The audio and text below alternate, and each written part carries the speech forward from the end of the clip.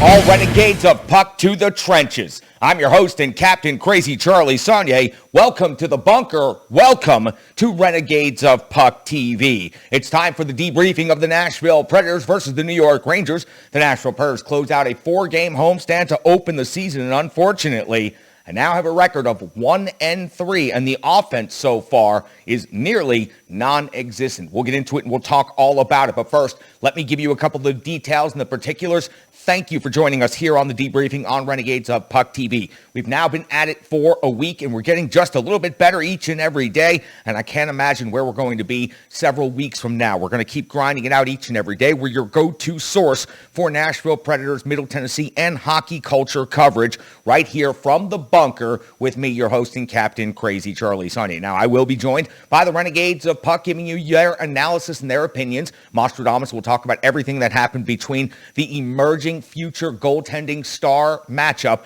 between Shesterkin and UC Saros. And then we'll also have Sean C. Smith here to give you his opinion and his analysis before we wrap up and give you some numbers before the end of this show. Remember, renegadesofpuck.com is an easy place where you can get all of the information and access to the Renegades of Puck. You should be following us on all of our social media streams. Add Twitter, at Renegades of Puck. Very easy. Facebook, give us a like. Twitch, that camera's rolling right now on the live stream. Let people know that we are broadcasting and streaming live on Twitch. A totally different perspective, a behind-the-scenes look, and a different, raw, very raw angle of what we are doing here in the bunker. But a different opportunity and a different perspective for you to see what the Renegades of Puck are up to and get all of the information and some bonus content sooner than the rest of the audience. And, of course, our YouTube channel. You can become a partner of the show, and we sure do thank our benefactors and our partners out there and our great friends. Some of you have already made a couple of contributions through our Venmo account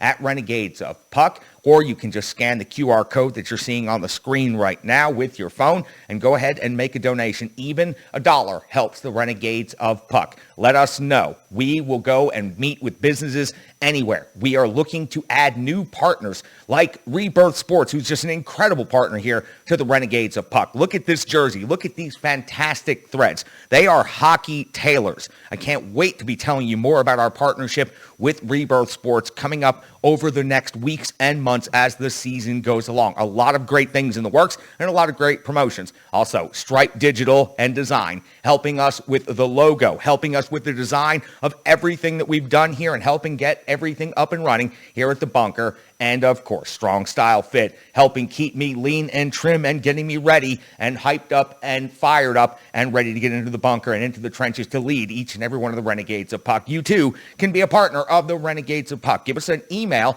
if you want to find out how you can get involved, what the rates are. Believe me, they are very affordable. renegadesofpuck@gmail.com. That's renegadesofpuck@gmail.com. And listen, right before we start the debriefing, I know you have a lot on your mind, and I want to hear what you have to say. You've got an opportunity with the Renegades of Puck grievance line. That phone number is 615-640-0916, 615-640-0916. Give us a call. Let us know what's on your mind. Let us know what you're thinking. How do you feel about the 1-3 start so far? How do you feel about the coaching staff? How do you feel about the roster?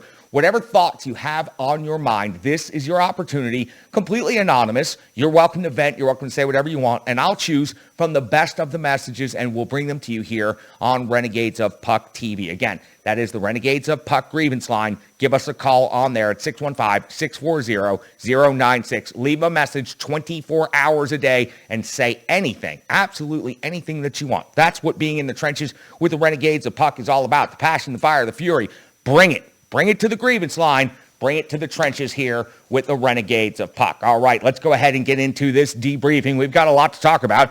Nashville Predators closing out the 4-game homestand to open up the brand new season, hosting the New York Rangers after defeating the LA Kings just the other night. We see a couple of tweaks to the line, so let me tell you exactly what those are. We start with Forsberg, Johansson, and Duchesne. Then we go to Trennan, Granlund, and Cunnin, Cousins, Sissons, and Janot, Tolvanen, Novak, and Tomasino. Tolvanen being dropped down to the fourth line. Looked like the most offensively prepared player on the team coming into the season, and high expectations for him. Not really sure exactly what this is all about, but as you know, the lines will change and be jumbled up as the game goes along, depending on who's hot, who's not, and how John Hines is feeling about the flow of the game. But that is where we started, and I have a couple of question marks about those particular line shakeups. We'll see how it plays out. Josi and Fabro, Ekholm and Carrier, Borowiecki and Benning make up your defensive pairs. And, of course, UC Saros gets the start in net for the Nashville Predators. 1:11 into the first period of Bridgestone Arena. It's Trenton hitting the post. The follow-up is stopped by Shesterkin. The 2:12 of the first period. The Rangers get their first shot on goal, and unfortunately for the Nashville Predators, it finds its way to the back of the net. It was Hedl getting his first goal of the season for the Rangers. A backhand off the rush. It beats UC Saros. Maybe not the toughest goal that UC Saros has ever given up. He would certainly like to have this one back. I think the Rangers have a 1-0 lead at Bridgestone Arena. At 4:10 of the first period, there's a high-sticking double minor initially called on the Nashville Predators, but after review, new rule in the NHL, they were able to rescind all 4 minutes, and there was completely removed from the board, so we move on playing at 5:05. At 5:02 of the first period, Saros comes up with a save on Lindgren. We see a scrum after the play. At 6:24, Blazes off to the box, 2 minutes for cross-checking. Shesterkin comes up with a huge save on Granlund at the back post. Shesterkin looking very good, certainly delivering the goods early on in this game for the New York Rangers. At 11:07 of the first, Saros, a great save on Zibanejad at close range off of a great feed from below the goal line by Fox. At 12:23, UC Saros, another big save. Then 14:13, the duel continues as Shesterkin stops Josi from the slot. At 15:15, Jeannot's jam is denied by Shesterkin. We hit the 19:07 mark, and Ekholm is off to the box. 2 minutes for slashing. UC Saros would have to come up with a big save on Fox before the end of the first period. So we hit the end of the first. The Nashville Predators are down 1-0 to the New York Rangers, but they are out shooting New York 12-10. There is a carryover on the power play for the New York Rangers of 1 minute and 7 seconds. UC Saros will come up with a huge save on Lafreniere during that carryover. At 1:14, again, unfortunately for the Nashville Predators, more penalty trouble. Jeannot now off to the box, 2 minutes for hooking. And then Benning is going to the box, 2 minutes for elbowing. He also gets a 2 minutes for roughing. It was the most well-invested 2 minutes you've ever gotten for a roughing. Hunt also went with him, 2 minutes for roughing. But Benning just landed a couple of solid punches right here. I was actually surprised that he didn't get more. So we have a 5-on-3 situation and a lot of Nashville Predators finding themselves in the penalty box. 122 in total on the 5-on-3. Dante Fabro comes up with a huge block near the top of the crease, allowing the Nashville Predators to get a little bit of breathing room before UC Saros has to come up with another save on Lafreniere, and the Nashville Predators are able to kill off the 5-on-3, weather the storm, and survive all of these shorthanded situations. Now, the Nashville Predators of recent past would never have made it through this sequence without giving up something. At the 7:01 mark of the second period, it's Philip Tomasino with his first goal of his NHL career. He shoots Josi's rebound off of Shesterkin and then goes and chases down the next rebound and from below the goal line banks it in off of Shesterkin. First NHL career goal. What a moment at Bridgestone Arena for Tomasino. We've been talking about how he was ready to compete and ready to contribute to this Nashville Predators team, and you see exactly that. That was some tenacity around the net, and a great job. Great to see somebody get their first NHL goal. Congratulations to Tomasino, and he also ties the game up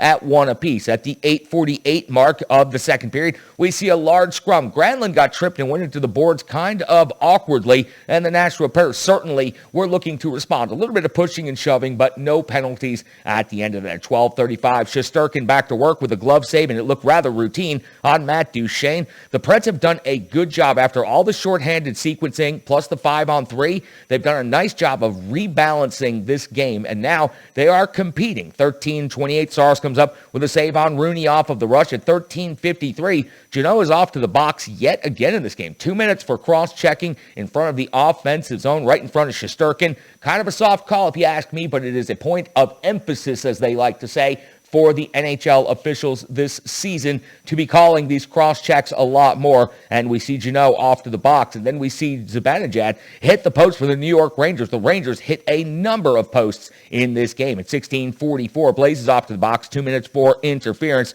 Shesterkin would have to come up with a huge save on Roman Josi on a 2-on-1. Tomasino would hit the post, and then the puck would be cleared over the glass by Nemeth, but that would not be called by the officials, even though they grouped together, and it looked looked very obvious. They did not call this. It would have given the Nashville Predators a great opportunity. I think that this one was really a blown call, and it's unfortunate that you cannot review something as simple as that would have been to look at, since you can look at so many other things with review. 19:35 of the second period, Panarin hits the outside of the post from a sharp angle off of the rush. I believe UC Saros would have made it there if the shot was accurate and would have been eligible to go into the net. So a sharp angle opportunity for Panarin at the end of the second period. Nashville still out shooting the New York Rangers 23-21. We've got a tie game heading to the third period at Bridgestone Arena. At 1:50 of the third period, Gaudreau's off to the box, 2 minutes for roughing. Duchesne is stopped by Shesterkin at this point in time at 5:31. It looks like the New York Rangers take the lead in this game on a goal by Lindgren. It was a centering attempt that hit Fabro and fluttered over the shoulder of UC Saros. Goal was challenged for offsides. No goal because it was ruled to be offsides. The Nashville Predators video review coaching staff doing another incredible job getting a goal taken off the board for the New York Rangers and giving the Nashville Predators a new life in this game. At 10:21 of the third period, Saros with the save on Lafreniere, and you've heard that name so many times, well, you're about to hear it again, because at 10:53, he scores his second goal of the season. It was an easy tap-in after Blaze does all of the work in the low slot and makes an incredible pass, dangles right around the D, and makes the feed across for the easy tap-in. The New York Rangers have a 2-1 lead with half a period to go at 14:07. UC Saros has to come up with a stop on Gaudreau on the 2-on-1, but Gaudreau would get his revenge because he would get the empty net goal, his first of the season, putting the Rangers up 3-1 at Bridgestone Arena, and that would be your final. The New York Rangers were able to lock things down in the third period and play a very tight, defensive-minded game. Brand new head coaching staff in New York has obviously already started to sink in about playing style, because that is not the same New York Rangers team you would have seen last season or in the last couple of seasons. They were actually very defensively responsible and played a very good road hockey game and get out of here with the 2 points. So for the Nashville Predators, they drop another one on home ice and they go to 1-3 on the season. I want to hear everything about what happened between the pipes tonight, an emerging titanic goaltending matchup of the future, arrived at Bridgestone Arena tonight. Shesterkin for the New York Rangers, and of course UC Saros for the Nashville Predators.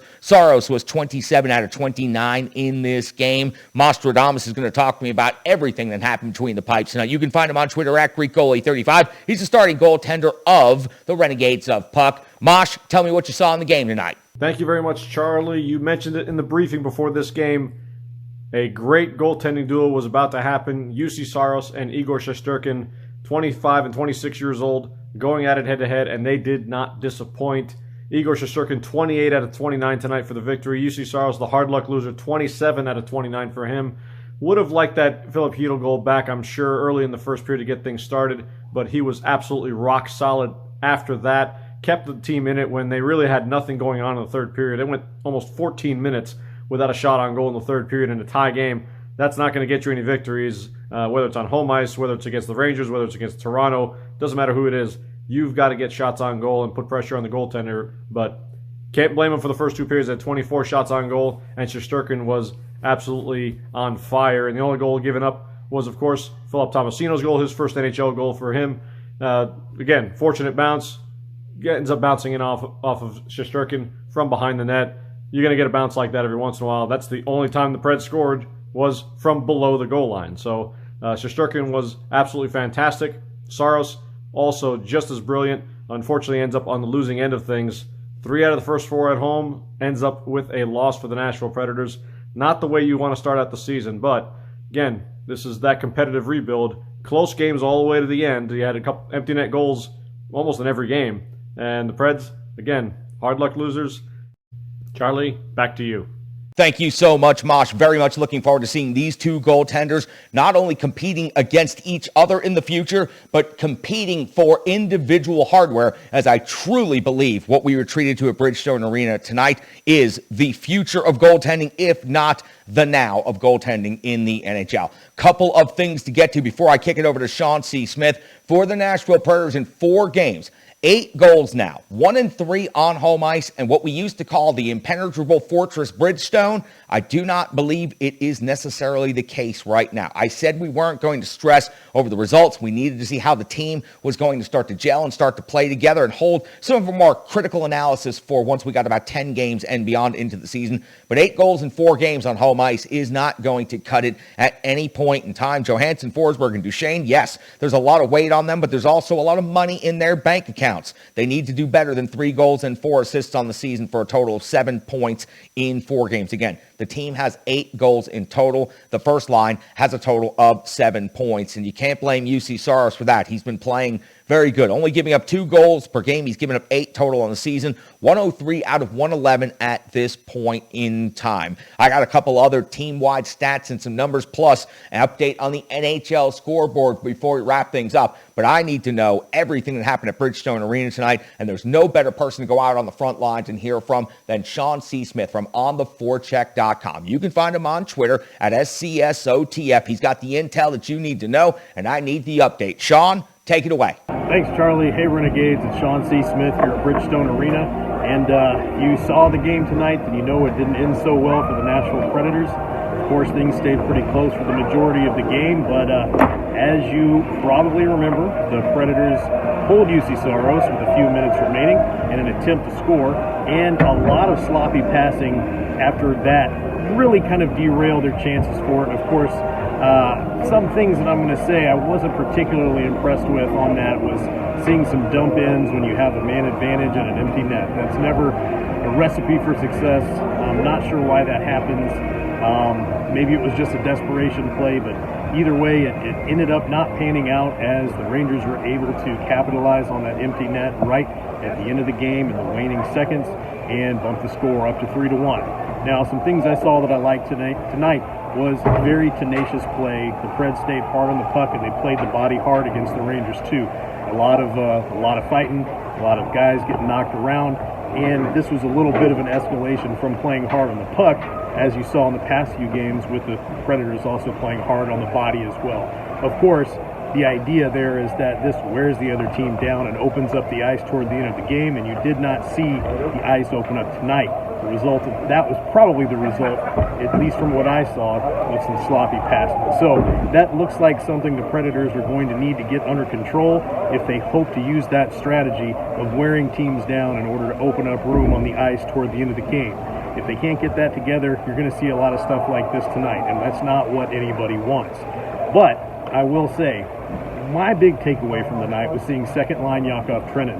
I've always loved what Trenin brings to the ice on the fourth line, and seeing him on the second line tonight was definitely a major change for me. And they're getting the machines fired up behind me, so I'm going to sign off, Charlie, and turn it back over to you.